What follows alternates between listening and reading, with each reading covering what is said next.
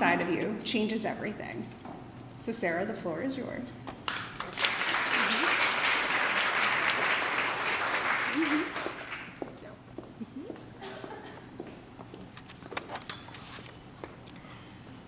So I'm standing in a coffee shop about 12 years ago, offering a copy of my magazine to a mom with a toddler. "This is free?" She looks at me like I'm nuts, and then examines the colorful pages. "The paper is so nice. You must be very successful." She congratulates me with a huge smile. And I'm thinking, if only she knew. Because here's the truth, I did not feel like a success. I'd started this business when my daughter was just 4 months old to build my village, and because entrepreneurship offered the creative, flexible work I craved as a new mom. By the time she was 1.5, I launched my first issue of Mainline Parent Magazine and raised $5,000 for the birth center where I had an empowering experience becoming a mother. Then I had my son, and a year later launched my first issue of Philadelphia Family amidst donation drives for local food banks and Reach Out and Read. What I didn't know then was how sensitive my family is in ways that are both challenging and beautiful.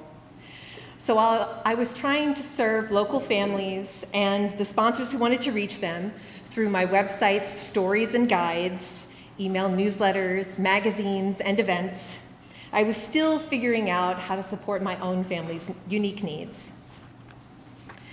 By year 5, I was paying my team consistently, but not myself. Being raised by a single mom who's here with us today, I'd always envisioned myself as a working partner, contributing to the financial stability of my family. Still, I wasn't ready to quit. This work was building something bigger than a steady income could provide.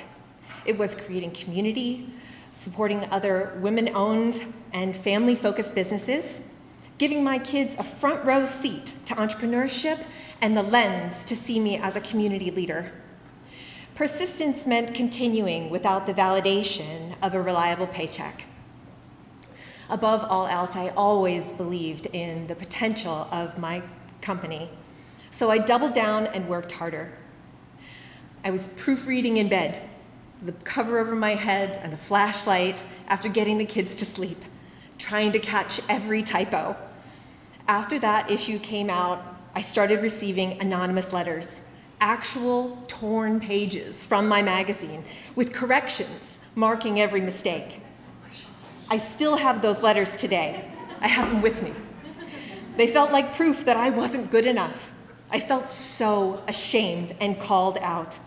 One said, "These are not rookie mistakes. They seem to indicate rushing through the job or lack of training or inability to proofread."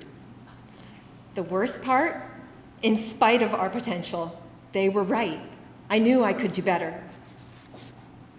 As a seasoned marketer, I was used to wearing many hats of campaign strategist, copywriter, project manager, and designer.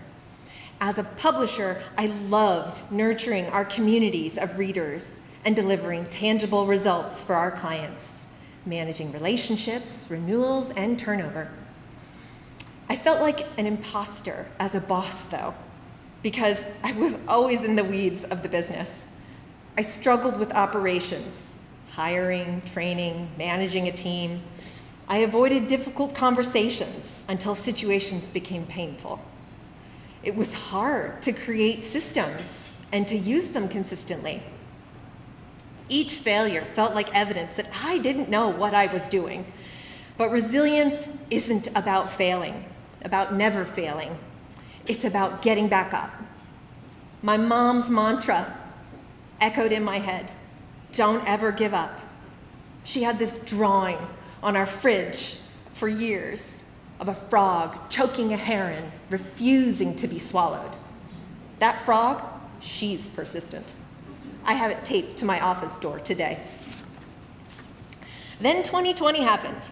Our team got lean and scrappy quickly, halting all print and events, switching to digital-only platforms. It was terrifying to abandon the assets that seemed to be working, But resilience meant being flexible enough to pivot. The freedom in this pivot allowed me to embrace a beginner's mindset, falling in love with sailing and dreaming of a life and living on the water. I launched Bucks County Parent shortly after with an open heart. It felt like a big opportunity to begin again, and we found some great causes to support, such as Fostering Hope, Nova Thrift Shop, and Bakeability. Within 3 years, just after my first annual Women of Influence Luncheon, my partner and I brought our pandemic dream to life with our kids for the adventure of a lifetime. We patched all the leaks we could find in our 1982 sailboat, packed a robust medical kit and trained for emergencies offshore, installed Starlink so I could run my business from the boat, and made a homeschool plan for the kids. And then we cast off our lines and lived like sea gypsies for 6 months. From our Castaway Family Instagram account of that journey, I was living a laptop life dream. Crystal clear water as my backyard, kids snorkeling with spotted eagle rays and turtles, breathtaking sunrises. But what these posts don't disclaim, I was working almost every day, missing adventures because of deadlines, sometimes too seasick to look at my laptop, but still persisting to keep us afloat financially while my partner managed the kids' homeschool education, our route and weather planning, endless boat repairs, and the majority of our cooking and laundry. We were living in paradise and working harder than ever. I missed the daily trust fall exercises and teamwork that this required. But that journey also taught us what real fear was. When you're responsible for your family's safety in a storm, feeling the boat shudder around you as the wind whistles through the rigging, and you know you're truly on your own if something goes wrong, that's when you discover what resilience actually demands of you. Suddenly, my fear of failure in business and being called out for making mistakes felt so much smaller. It helped me see what truly mattered. When we returned, my partner couldn't find work for almost another year. And despite working overtime, my business wasn't keeping up with our family's expenses. The financial pressure was crushing.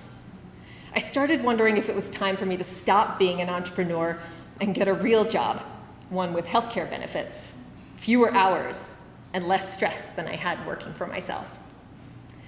Over the months that followed, adjusting to life on land again, supporting my teens navigating middle and high school, I recognized and accepted that I did not have a sustainable business model. That's when I embraced and what I learned in hard times on the water. Sometimes persistence means scrapping the plan, working the problem, and finding a new path forward. I am so grateful for the women in this room who rode the waves with me through those 6 months afloat and beyond. People who trust my vision and continue to find the fun in their work with me today. The biggest catalyst came at the end of last year when a former intern returned to join as my first full-time teammate. Having Sarah Heyman work 40 hours a week by my side has been a complete game changer. Today, we have 13 local women on our team who serve over 400,000 local families. We work with over 190 women-owned or led businesses and nonprofit organizations as our members. And over the last 15 years, we have donated over $100,000 in funds, goods, and marketing services for local charitable organizations. But here's what I've learned. Even impressive numbers don't automatically make you feel successful. I remember having coffee with a business owner I deeply admired. She was sharing her latest progress and her goals, her plans for how she would grow next, as I sat in awe. But when I asked her, "Do you feel your success?" she looked uncomfortable. That's when I realized even my mentor I'd placed on a pedestal struggled with this label. This was my opportunity to be her mirror, reflecting back the strengths that she couldn't see in herself. I was paying it forward for all the women who had lifted me through dips of self-doubt. I felt the same way, interviewing, writing, and publishing the stories of our Women of Influence winners this summer. I hope you will take the time to read their stories and support them as well. And by the way, we're going to open nominations for next year's Women of Influence award winners on March 8th, which is International Women's Day, with the spring edition of our Women of Influence guide, and it will close on Mother's Day. So I want you to think about who you might want to honor with a nomination. Looking back on those anonymous letters and those torn magazine pages recently, I found words of encouragement. One closed with, "Looking forward to big improvement in the next issue." Clearly, I'd built something people cared enough about to critique, and they wanted to see me succeed. But I don't think I would have had the nerve or stamina to persist without women like Pamela Battalato and Lori Robbins in my corner. The lesson I want you to carry with you today is persistence isn't about grinding alone until you break. Resilience isn't a solo sport. You must build a village of people who won't give up on you. Looking around this room now, you're a part of my village. This Women of Influence network has powerful potential. Behind every resilience story you heard today, there was someone who believed in them when they needed it most.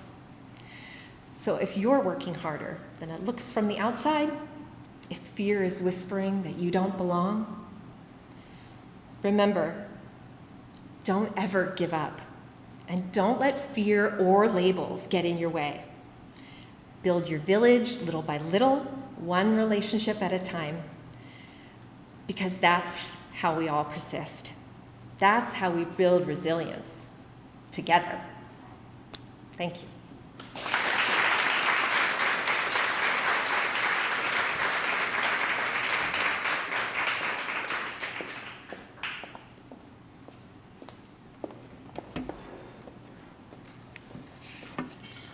I met Sarah the way I met most people over the last decade and a half, on Facebook.